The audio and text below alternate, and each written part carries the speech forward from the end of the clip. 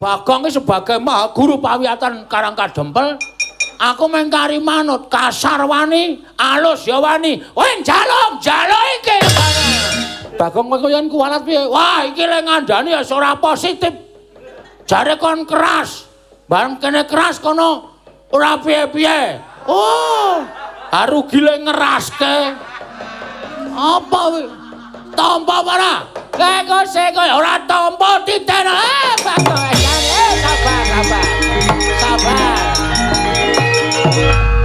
Sabar. Ulun tampa. Syukur, lah ngono lho. Ning ana syarate. Ya kuwi Sang Hyang Yamadipati. Ngelmu dasaring ngelmu saka Pawiyatan Suraya kepiye carane nguncatke nyawa. Ki barengan temi traffic light lho iki. Nek nganti sampean macem-macem tak gawe kaya bangjo ngisor mau. Ora wis. Wis kana mlebu iki mau ya wing dinggo. Nek kepengin entuk cantrik, kepengin entuk siswa, tingkatkan mutu pendidikan di Pawiyatan Sukalima. Ora terus sampya ora. Bagong iki sebagai maha guru pawiyatan Karangkadempel, aku mengkari manut kasar wani, alus ya wani. Weh njaluk iki.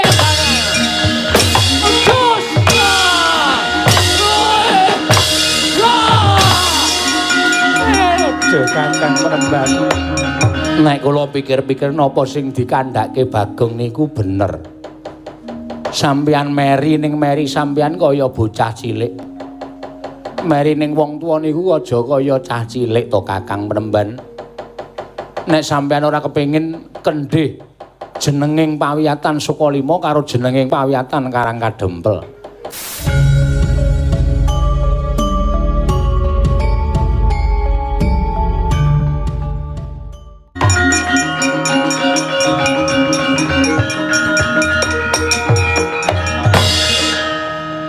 Pripun Den kula dibantu, mestine kowe bakal tak bantu, rasa kuwatir. Yen Durna ora trima kowe dadi maha guru mergo wis weton Pawiyatan Kayuwangan. Aku ingin bakal bantu karo kowe Bagong. Carane Durna ora-orane bakal wani karo kowe ning ngegungke karo akeh Sata Kurawa. Maju. Aku manjing ning awakmu ora bakal kena apa-apa. Kowe ora bakal terdas ditamani pusaka, ora bakal iso tekaning mati mergo saka aku.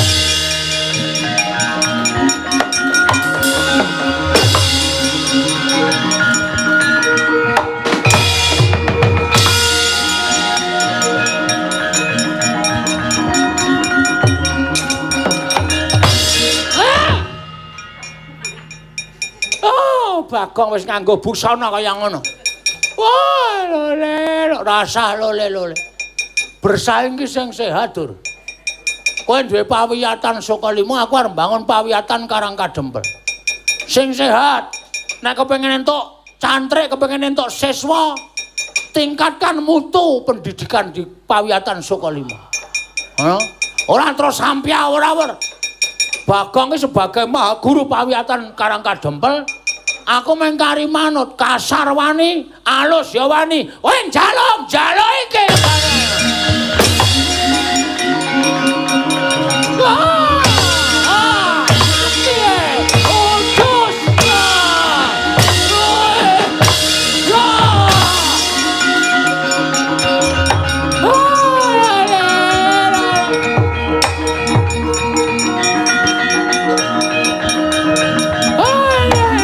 Kakang Penemban.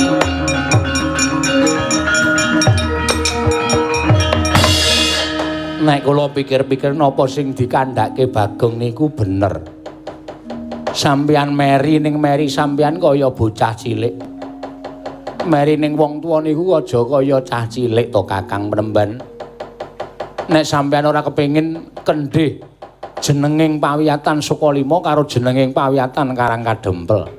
Nggih diundhake carane memulang ngelmu sing pancen murakabi kanggo para siswa. Aja kok sampeyan gunakake cara-carane wong ora bener, adu-atus sing balung kuleting kulit niku. Nek cara kula ora gathuk ora mathuk. Ngeten Dek Patih. Nggih, wangsul mawon Dek Patih. Monggo Kakang Penemban.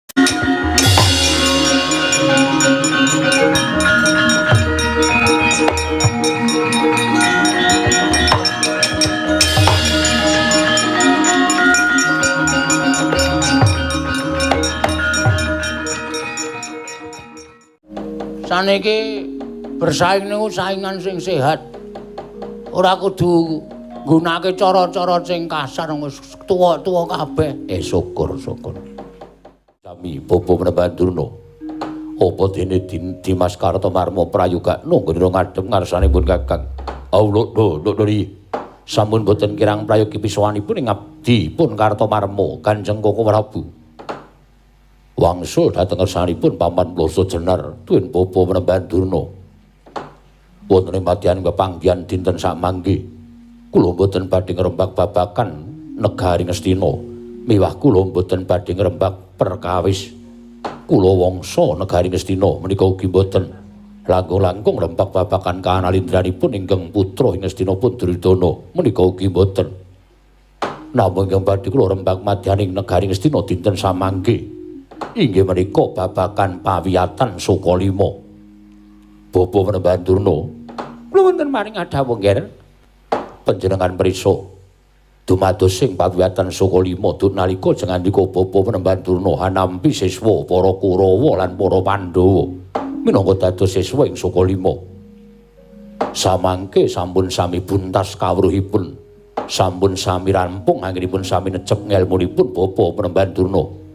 Kathah piranganing Kurawa lan Pandhawa ingkang dados sarjana sujaning budi satemah menapa ing sampun paduka paringaken wujuding ilmu kinarya cagak tuwa ing negari Ngastina. Mila ingkang saking menika sepisan ingkang putra ngaturaken panuwun ingkang tanpa pepindhan wonten ing angka kalih kula badhe miterang kados pundi kawontenanipun pawiyatan Sukalima menapa inggih tasih lumampah kanthi rancak menapa wonten bab ingkang Nadya Paduka ngendikaken dhateng putra ing Ngastina Bapa Prabandurna. Gandhap blaguduk selalu gembol semarante. Hawela. Rumaos bompong raos sing manahipun ingkang Bapa ing Sukalima nggih.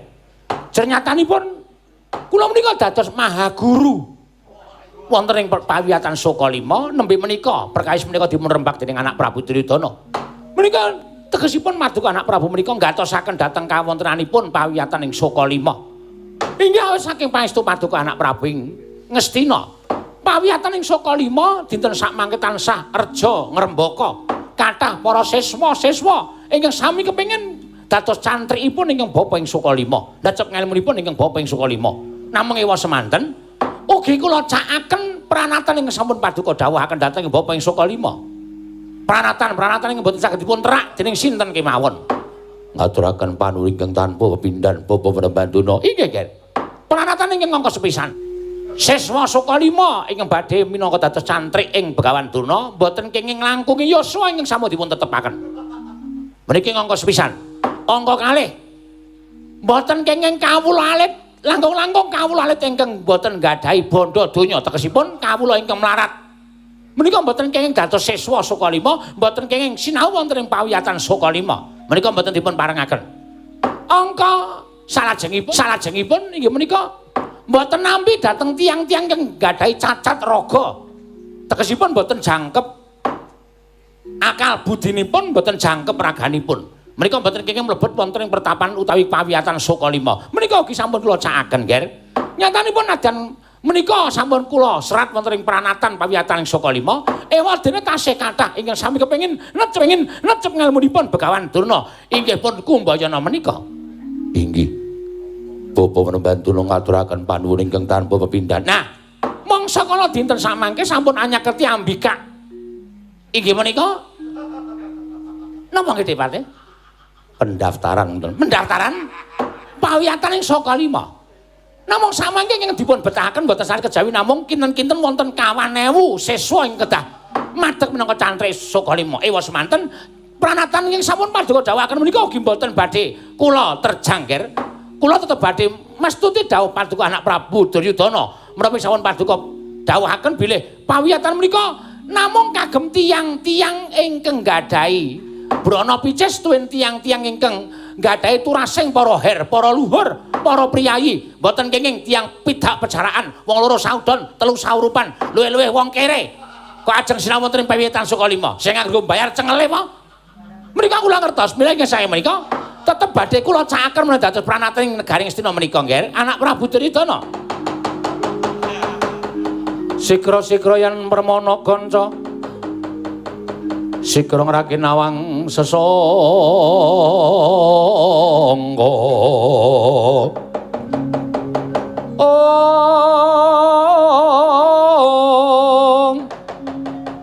Nalindra mbek marwa sing sang katri kumulung mangrempak ing wadya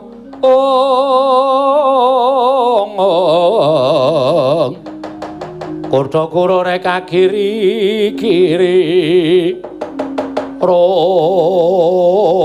nanggono magawe gelari rawang-wang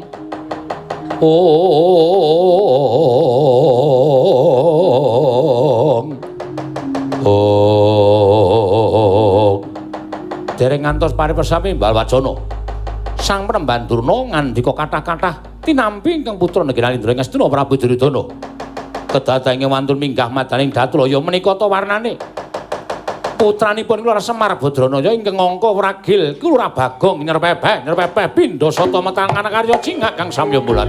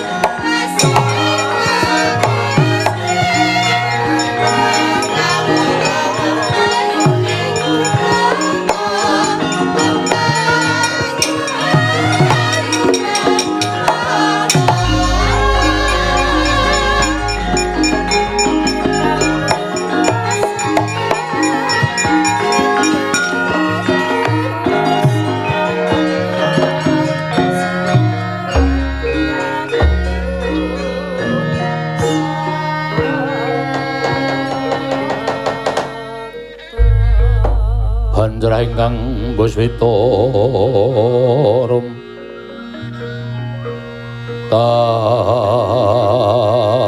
tasiliring samirana mre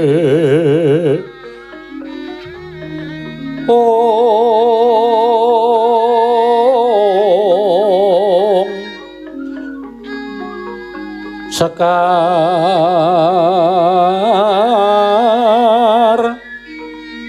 kadung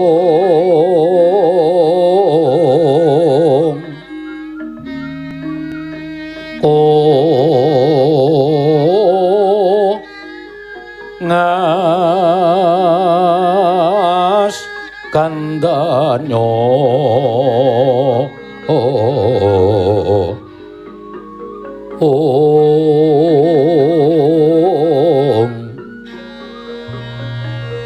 mawe raras renaning driya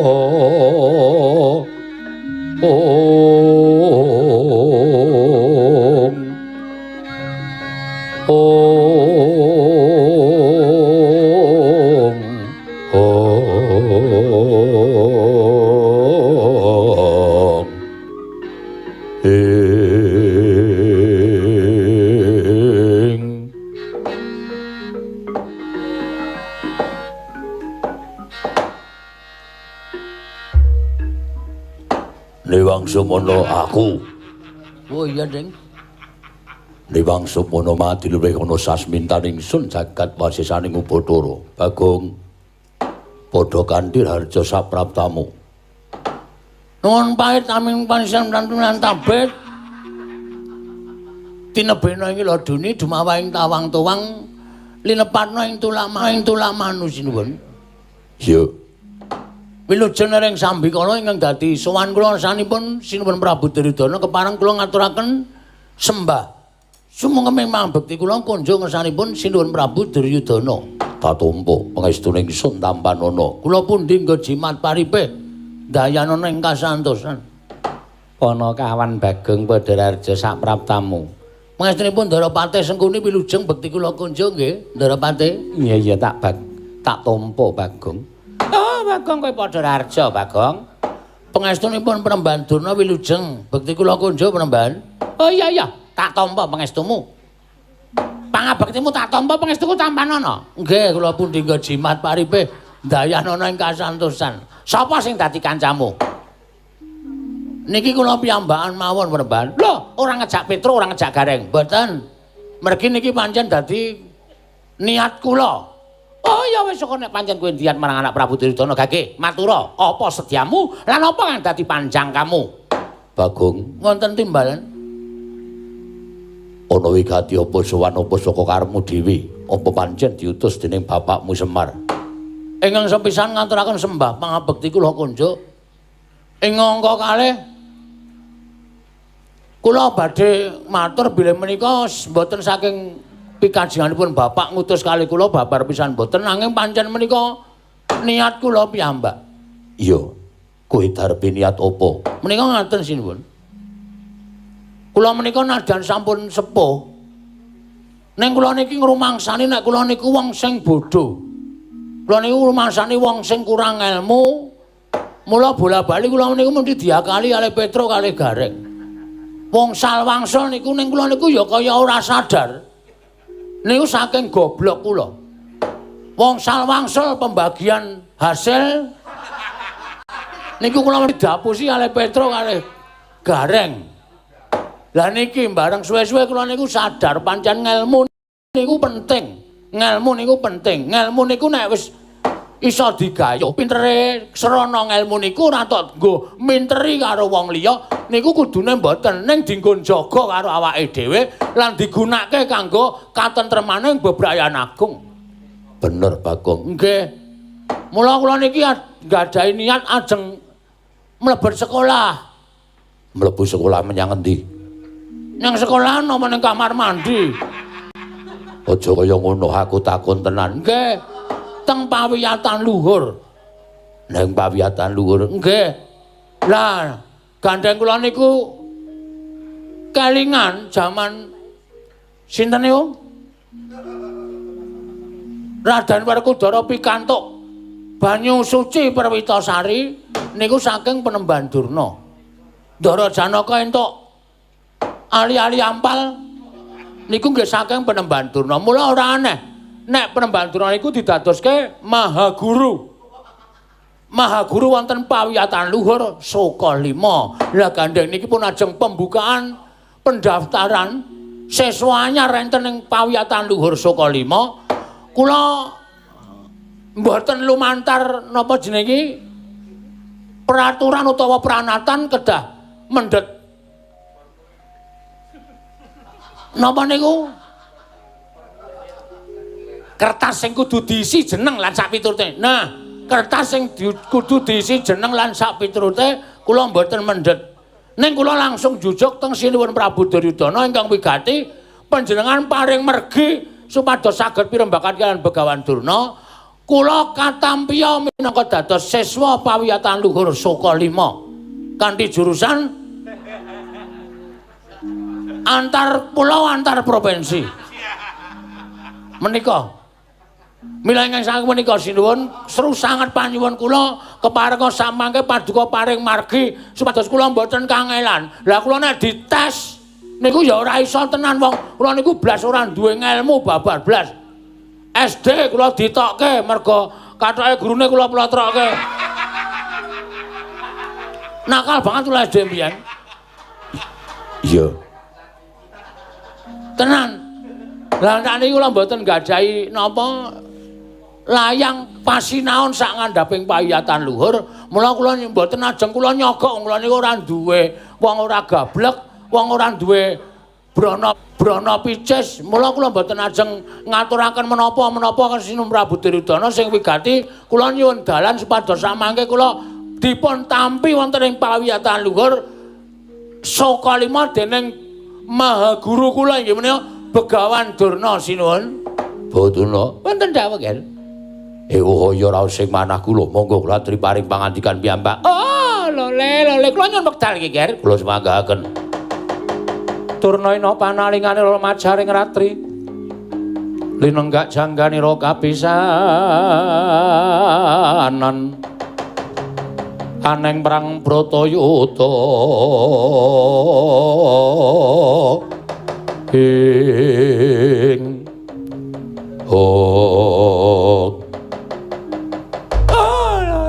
lole Bakong. Wonten dawuh Panembahan.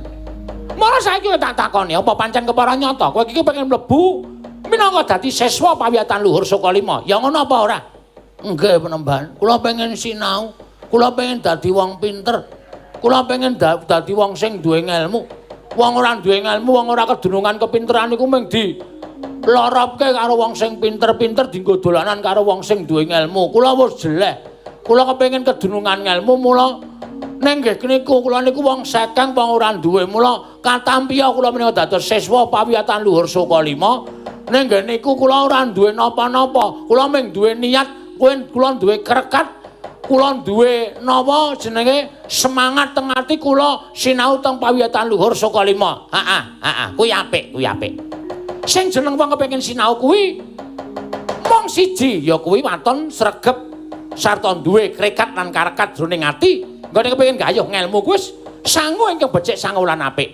Ning ngene ya Bagong apa ya mung cukup kaya ngono? Apa ya mung cukup kowe sangu karekat lan sangu semangat ngono bakal gayuh ngelmu? Oh saiki ora mung cukup kuwi Bagong, ora mung cukup kuwi. Sing ngecomang dleming menehi ngelmu karo kowe iki ya butuh brana picis, butuh prabaya, butuh entuk sesulih, ngono. Ora mung sak kepenake dhewe. Lah apa kowe iki arep sinau nang gone kakek moyangmu, ha? Apa rumahmu pawiyatan Sokalima iki nggone mbahmu apa piye? Terus kowe ora bayar, terus kowe ora menehi apa-apa marang pawiyatan Sokalima. Oh, ora gampang kaya ngono, Bagong. Ning kudu mbok pikir, aku minangka dadi Maha Guru ya bakal menehi ngelmu karo kowe. Ning ngelmuku iki ya ora ming tak wenehke tok. Ning ya kowe kudu menehi karo aku. Merga pawiyatan Sokalima iki butuh dibangun, butuh digedhekke. Lan apa-apa ing minangka dadi srana pamulangan wujuding ngelmu mau ya mesti ana sranane lan ana wujude ing kudu didadekake, dituku sarana dhuwit. Ngono. Ora mung sampeyanmu dhewe. Tur kowe kudune ngeling, kowe ngerti ya. Pawiyatan Sokalima kuwi ora gampang mlebu ning pawiyatan Sokalima, pawiyatan Sokalima iki pawiyatan sing awet dhewe. Pawiyatan sing dhuwur dhewe. Pawiyatan sing bijine iki pancen diakoni dening jagat. Ngono? Ora sampeyanmu dhewe, kowe ngerti? Weton pawiyatan Sokalima kuwi maragake etungen. Werkudara kae dadi satriyaning praja ing ora bisa piye, ora ana tandinge. Janaka kae dadi satriyaning praja ing ngelmune tanpa timbang. Kuwi kabeh weton pawiyatan Sokalima. Ning apa Werkudara Janaka kuwi ya mung njaluk ngelmu tok? Ya ora, kae ya maringi apa-apa karo bapa gurune. Mula ora sak kepenakmu dhewe. Pranatan telung perkara ora mlebu kabeh. Siji, pawiyatan Sokalima kuwi umurmu wis ora nyandak. Umurmu saiki wis pira? Wis tuwa, ngungkuli 50 taun. Wis ora iso kowe nampa ngelmu, utekmu wis ora nyandak. Kowe diwenehi ngelmu apa-apa ming plola ora dong. Ngono? Kuwi siji, angka loro. Pawiyatan Sokalima kuwi sekolahane utawa pawiyataning para luhur, para piyayi, para turasing nalendra, turasing satriya, turasing brahmana. Kudu duwe darah getih utawa ingkang minangka dadi turuning para piyayi kuwi kudu duweni. Nek ming wong kere, nek ming wong ra duwe, nek ming wong loro saudon terus sarupan kaya kowe iki sing arep nggo garan piye apa? Sing telu sing kali dhewe. Wong arep mlebu pawiyatan Sokalima iki kudu duwe dhuwit. Ngono? Kudu duwe sangu. Paling ora wong sugih. Oh, wong ketok kowe iki wong ora duwe, Bagong. Kowe iki ketok wong ora duwe. Kowe nek kon bayar mesti mengingaingi. Piye? Hah? Gede-gedene kowe meng utang mrana mrene, ngelmune ora kecakup, utangmu numpuk kowe mati ngenes. Terus wis ora usah dadak ngimpi dadi siswa ana ing pawiatan Sukalima. Kabeh ora bakal iso kelakon. Lah maming anake Semar kok kowe kepengin gayo pawiatan Sukalima. Oh, nek cara aku wis ora pas. Wis kono golek sinau pawiatan sing gratis-gratis kono. Sing ora bayar kono, sing ilmune ming ilmu. Maca nulis. Ora perkara ilmu sing dhuwur kaya pawiatan Sukalima, ngono. Kowe ora bakal iso bayar. Wis to. Petungan. Ibaratnya cecak nguntal cagak cebol kaya wulan wutong etung lintang tange kelakone jebak wurunge Bagong. Nek caramu kaya ngene iki ora bakal kelakon. Kowe iki dadi wong bodho ya bodho wae ora usah dadak gayo dadi wong pinter.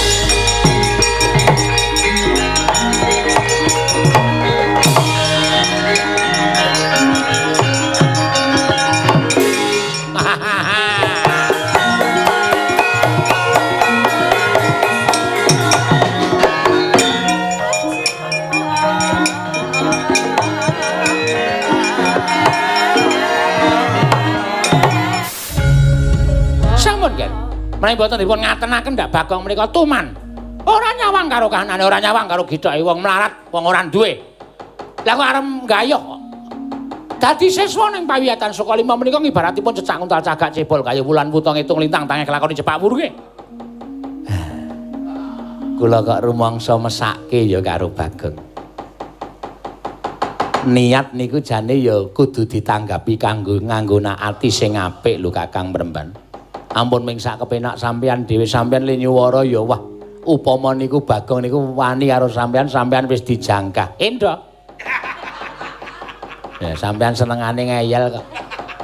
Nek Bagong wani karo sampean wis dijak gelut niku wau mergo sampean le nyuwara ya nyocok ati tenan. Kajenge ora dingono ning kondak mremen.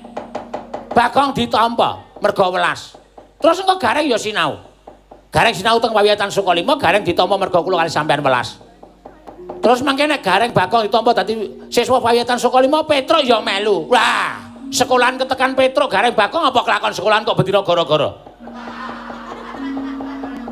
Apa kelakon bendina sekolahan lagune ming mendem pedoan?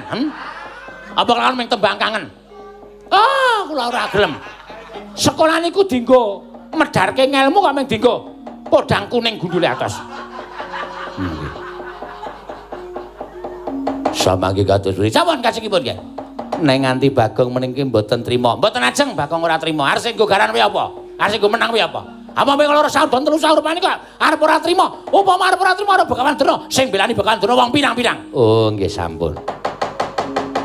Nek ngoten, monggo dipatih tuwi dhateng pawiatan Sukalima. Monggo kula dherekaken bangsa borong. Indahipun pawiatan Sukalima kula borongaken bapa menembantu. Oh nggih nggih ngestaken dawuh.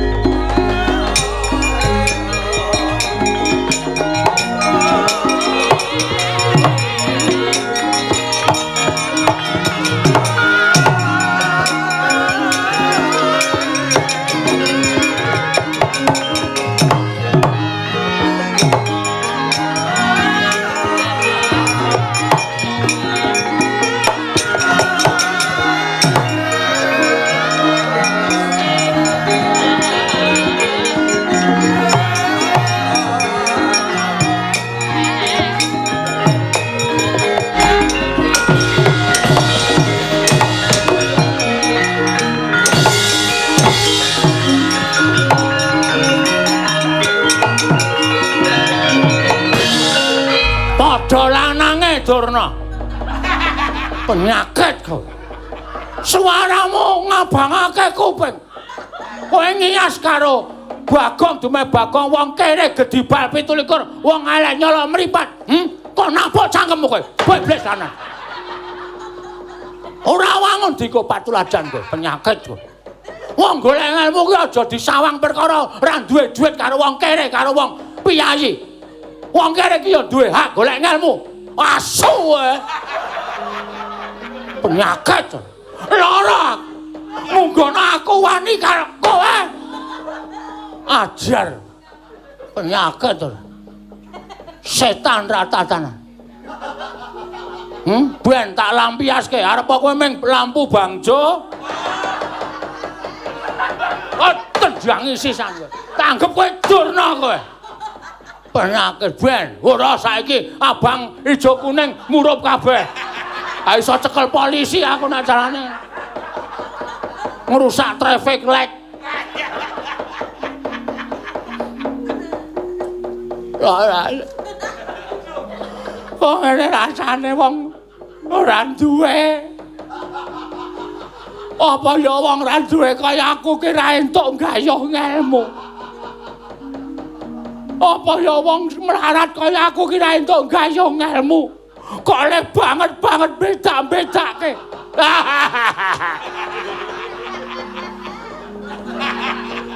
Banget kok le beda-bedake. Lara atiku. Nek aku ora tekan semene.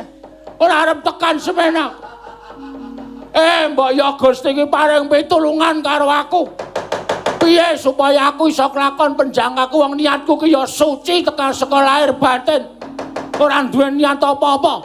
Aku ora duwe niat kepengin golek ngelmu tak nggo minteri wong bodho, tak nggo ngapusi wong bodho ora. Men tak nggo sangu uripku ki aja nganti diombak-ambek karo kahanan. Mbok ana wong sing digdaya mbantu karo Bagong, ana aku sambat Gareng Petruk. Menco apa padha petuke? Padha kocluke wis ora ana blas ora ana sing iso tak ndelke. Semar ya kok nek tak sambati, kowe ya kurang gawean. Kowe iki wis gerang tuwa kok dadak arep mlebu dadi mahasiswa. Wah, wis iki nek ora ngatas karo dewaku, ora bakal entuk pitulungan iki alah.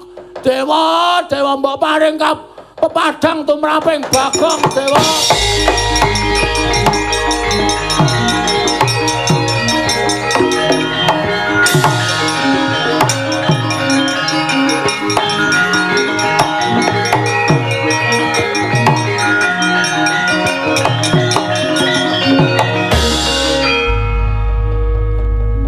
Iki Bagong to? Weh. Iki nak Ndara wis anggene to? Iya. Lah ya sing apik. Ana bendara tekan kene kok malang kerik lungguh dhuwur. Ayo ndodok, empune wau. Lho. Ngajenono oh iya Deng. Tak jebole saiki wis rusak kok. Weh. Menungso ra dadalan kowe. Ora jane kowe iki nesu karo sapa? Wah kula nek crita lha niku rak budal saking Karang Kedempel, Ndara. Iya. Lah menyang endi? Teng Astina. Lho, arep ngopo? Kula niku pengen dadi siswane Begawan Durna mlebet wonten ing pawiyatan luhur Sukalima. Wo ngono to? Heeh.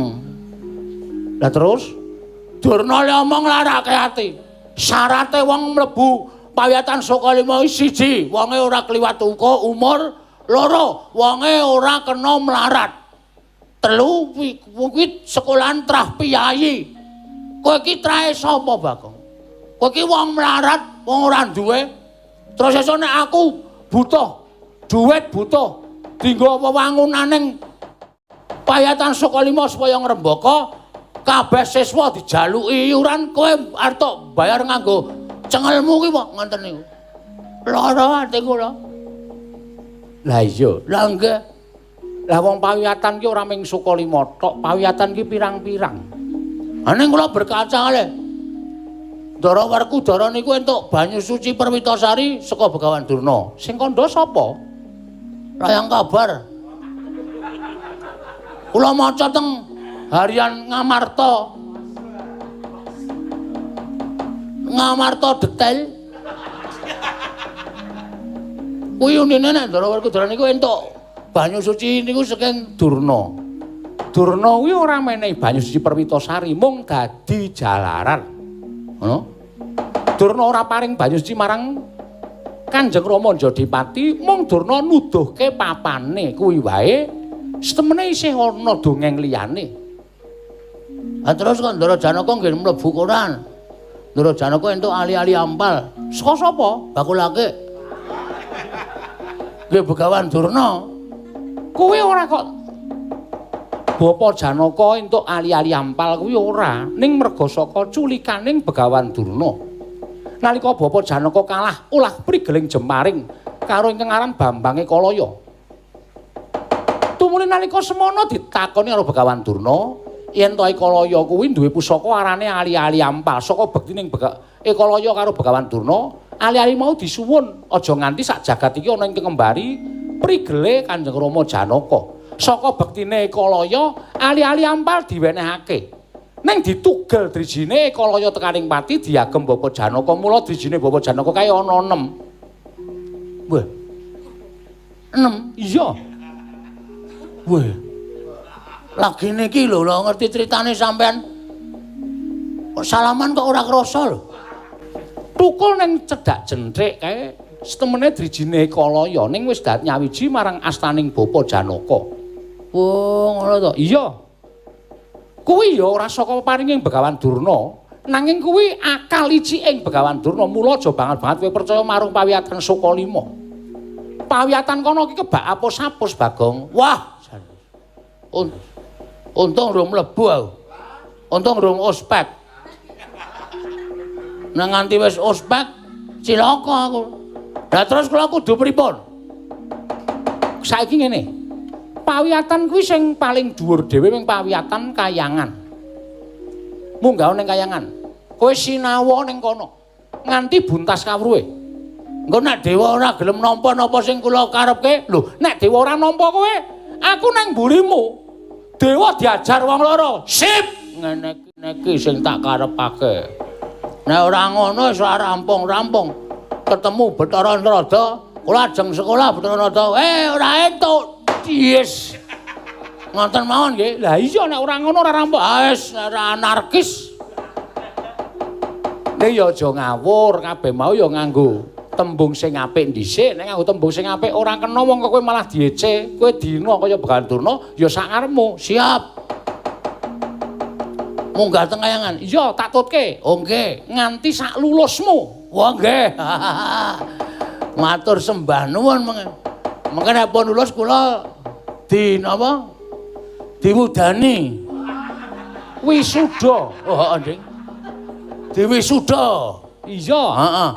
Pun nggih nganten mawon. Lah ya ayo karo aku mlaku bareng monggo kula dherekaken dara wis asik iki.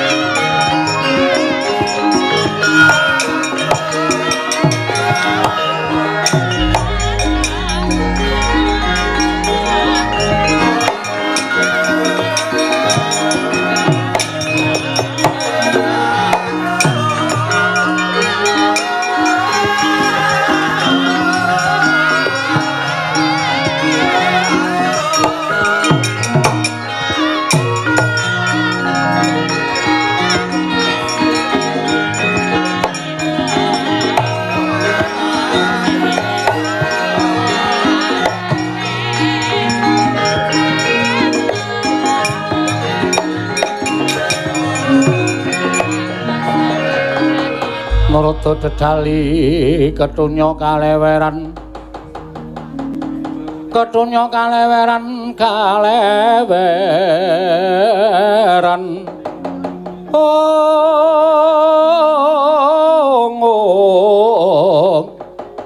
gender mungging samudra laya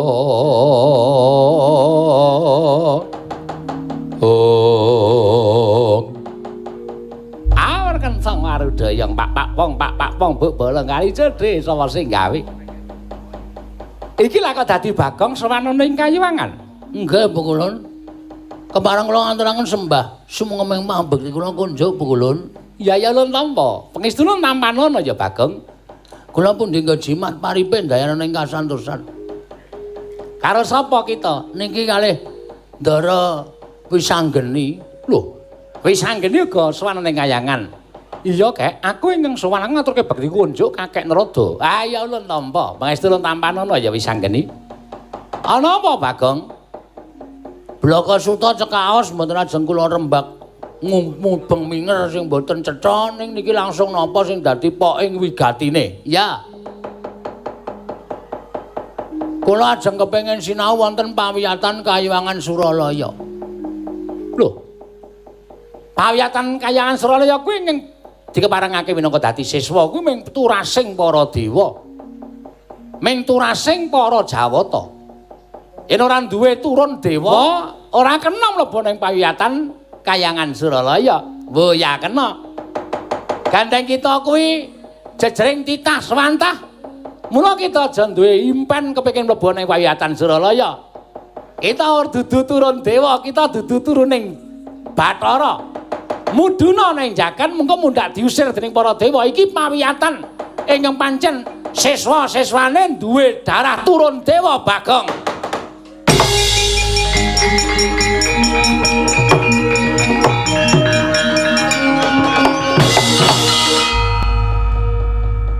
Kowe dewa goblok kowe. Lho. Kok kita menake dewa goblok jelas merga sampean paring pangandikan. Iki pawiyatan Suralaya iki dienggo wong-wong sing duwe darah turun dewa. Saiki kula tak takon karo sampean. Bagong anake sapa? Lho, kita anake Kakang Semar. Kakang Semar Bapak Semar ki dewa apa udu? Hah? Coblos weteng kose.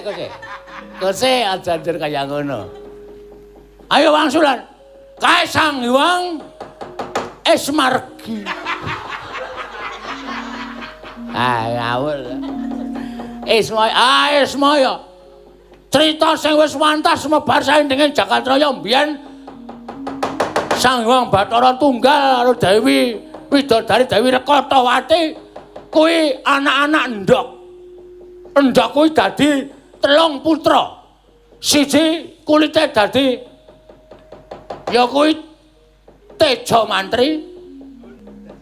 Terus kuningane dadi Ismaya. Terus kuningane dadi Manikmaya. Telu kuwi tandane. Telu kuwi sing iki putrane Sang Hyang Bathara Tunggal. Teleke dadi kowe. Hus. Sembrono ki ulun ki beda. Nek beda saiki tok pikir, aku ki anake Semar turun dewa apa tuh? Iya nanging sejatine kita ki duwe ora ana sejati-sejatine. Tak tampa ora? Ora tak tampa ditanono. Aku ngamuk nang Kayangan. Nek tak tampa slamet kowe sak keluargamu. Wah, lah iki kepengin dadi siswa ning pawiyatan Kayangan kok meksa, kok sak penake dhewe iki kepiye kok meksa iki lho. Ento ora. Perkara aku saben sasine kon bayar wis to, rasa kuwatir. Aku mesti ra bayar. Rasa kuwatir. Mergo aku ora duwe apa-apa. Aku ya mung wong kere ning aku duwe niat kepengin ngudi ngelmu nang pawiyatan Kayuwangan Suralaya. Iki engko tak takokke Sang Hyang Jagadgiri Natandira. Satakon-takonan. Tak tampa ora? Engko Sang Hyang Manikmaya piye? Engko aku sing matur karo si Manik. Bagong, Nun. Manikmaya ki Sang Hyang Bathara Guru. Gene meng guru. Kuwi sing bakale mulang karo aku. Udu. Bathara Guru ki dewaning para dewa. Ngono. Bathara Guru iki sapa? Ya Manikmaya. Manikmaya ki adine Ismaya. Nek kowe sampean ngendika Dik Manik iki sing daftarke Bagong. Bagong ki anake Ismaya. Nek ora ditampa ndak nesu. Ngono wae mengko Mas Manik wis nerima kok.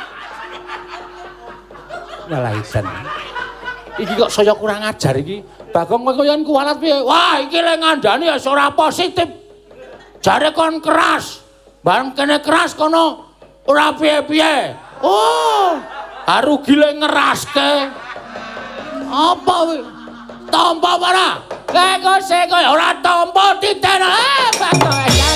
Sabar. Sabar.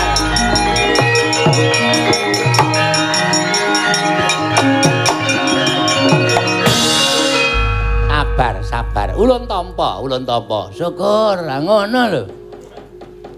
Ning ana syarate. Nggih, pripun? Kudu tertib marang pernatan pawiyatan Suralaya. Nggih. Sasuwene dadi siswa pawiyatan Suralaya mboyakena mangan woing dami. Oh, siap. Kula mboten beto padmi. Woing dami. Oh, nggih, woing dami niku napa? Ya beras. Manaming pelem pertangga jiwa jambu diponirmala. Oke, ra masalah. Naming peleme kula niku seneng. Jambu kula ya seneng. Aku nek mangan jambu sak ulere kok. Wah. Saking nekat kula, iya. Kejaba saka kuwi yen wanci pawiyatan ora kena wani melincur saka kewajiban kudu tetep ngangsu ngelmu ning pawiyatan Suralaya. Nggih. Engko yen wis paripurna nggon kita sinau ning pawiyatan Suralaya, kita dikeparekake undur ana ing jagat, ora mapan sak suwene ana ing Suralaya. Nggih. Ngono ya, sago. Ingkang sepisan kita bakal ditampa dening ya kuwi guru kita ingkang bakal memulang ngelmu, dasar-dasaring ngelmu. Ya kuwi Sang Hyang Yamadipati. Ngelmu dasaring ngelmu saka pawiyatan Suralaya kepiye carane nguncatke nyawa. Ki barengan temi traffic light lho iki. Nek nganti sampean macem-macem tak gawe kaya bangjo ngisor mau ora wis. Wis kana mlebu iki mau ya wing dinggo. Ben kowe iki madhep-mantep ndara wis anggene piye Bagong? Kula dintosi nggih. Iya wis aja kuwatir. Tawat-tawati sasuwene kowe ngangsu kawruh. Mengko yen wis kowe rampung nggone ngangsu kawruh ketemu karo aku nggih. Kula mlebet wonten ing pawiyatan ya sing ati-ati. Ndak selak diabsen. Iya. Pun kula tak saya karo aku kok tak pasrahke karo dewa-dewa Bagong. Nggih, matur sembah nuwun kula.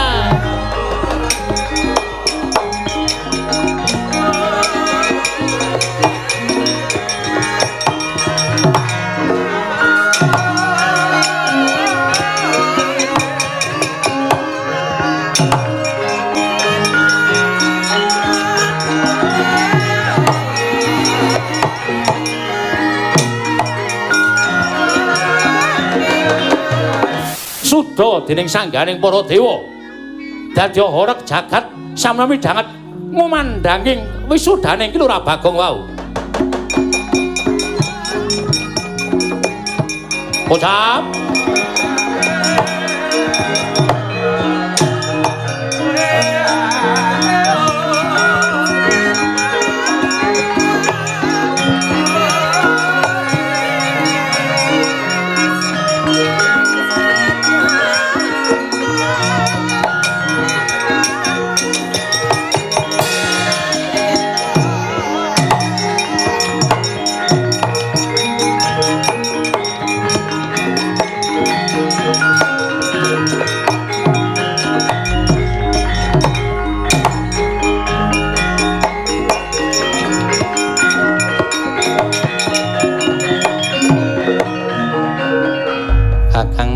pripun Dewate?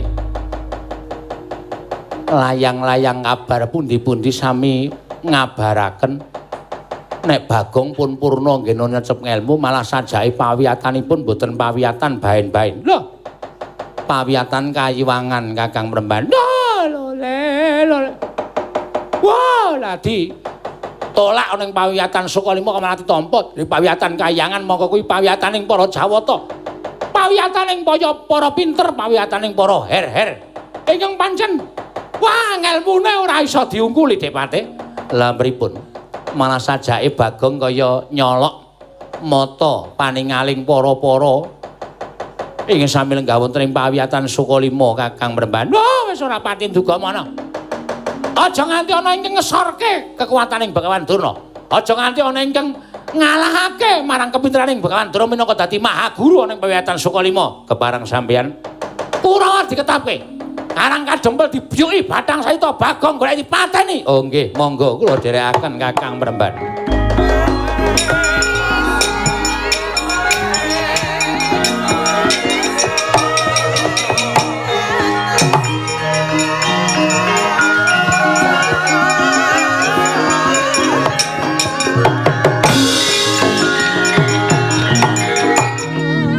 dadi guragapan penggaling kelurahan Nayanta kanjele karo Risang Esmaya wau. Anakku wis bali Bagus.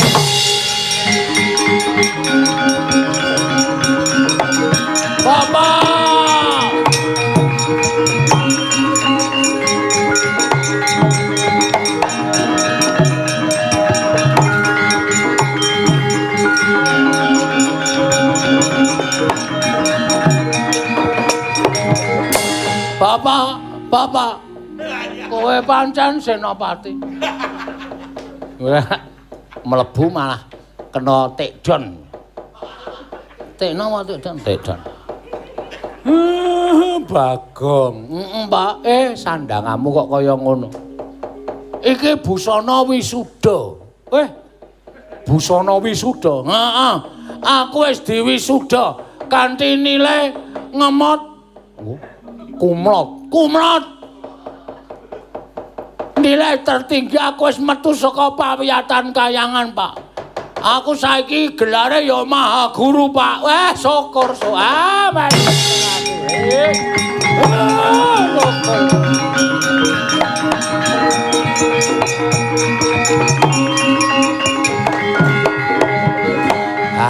Gareng Petruk iki dadi conto. Nadyan wong sekeng wong ora duwe, ning waton duwe niat, duwe tekad, mergo tekad kuwi pok ing karep. Sawangen. Adimu wis duwe titel. Heeh. Aku wis S3. Wah. Wah. Syukur. SSN. SSN. Apa tuh? Suseno. Sarjana seni Weh, syukur. Kuwi ora gampang. Kudu deskripsi, Pak.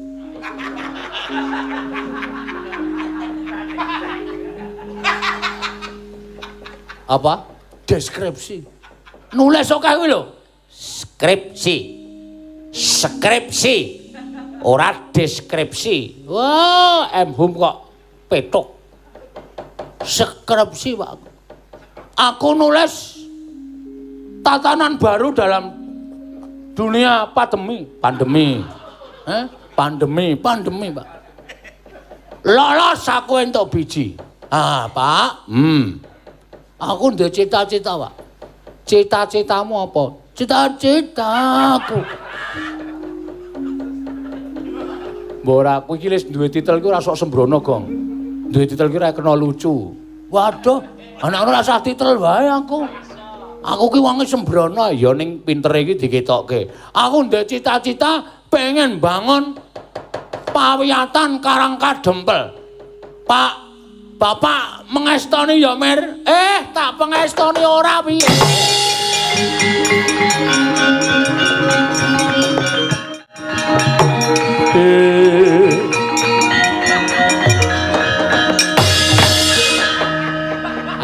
Tak pengestoni. Matur sembah nuwun, Pak. Iya. Nang akeh sing wong ora seneng gandeng kowe iki, ming wong sekeng kok iso dadi duwe titel sing dhuwur kaya ngono, malah duwe gegayuhan pengin bangun pawiyatan Karangkadempel. Contone wis ketok ngeglo sumebar. Aku dhewe krungu. Sadurunge kowe arep sinau ning pawiyatan Kayuwangan, kowe pengen mlebu ning pawiyatan ngendi? Sokalima. Lah, sing duwe Sokalima sajake ora seneng nek kowe arep mbangun pawiyatan Karangkadempel bakal ngendih marang kuncaraning pawiyatan Sokalima. Mula terus sampyak awur-awur goleki karo kowe, kepengin mateni karo kowe. Wah lah. Durna. Utang loro, nyaur loro, utang wirang, nyaur wirang, Pak. Wah, wis.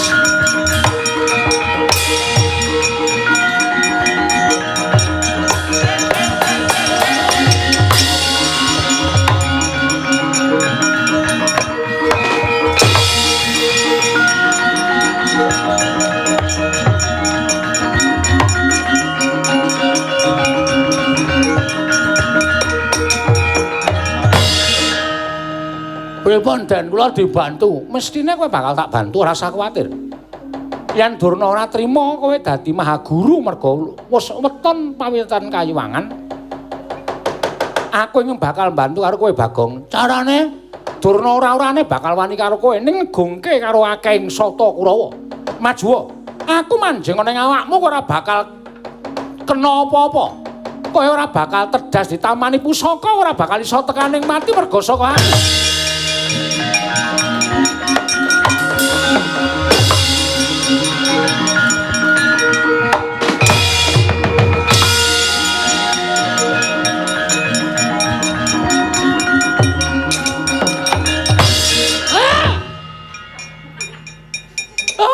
Bagong wis nganggo busana kaya ngono. Wah, rasah lole-lole. Bersaing ki sing sehat, Dur. Kowe duwe pawiyatan saka 5, aku arep mbangun pawiyatan Karang Kadempel. Sing sehat. Nek kepengin entuk cantrik, kepengin entuk siswa, tingkatkan mutu pendidikan di pawiyatan saka 5. Ora terus sampya ora-ora. Bagong ki sebagai mahaguru pawiyatan Karang Kadempel, aku mengkari manut, kasar wani, alus ya wani. Weh jaluk iki.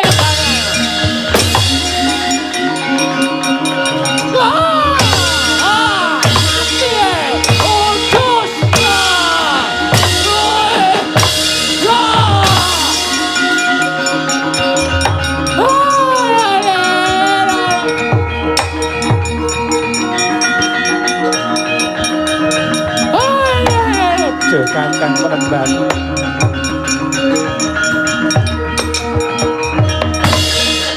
Nek kula pikir-pikir napa sing dikandhake Bagong niku bener. Sampeyan meri ning meri sampeyan kaya bocah cilik. Meri ning wong tuwa niku aja kaya cah cilik to Kakang Penemban.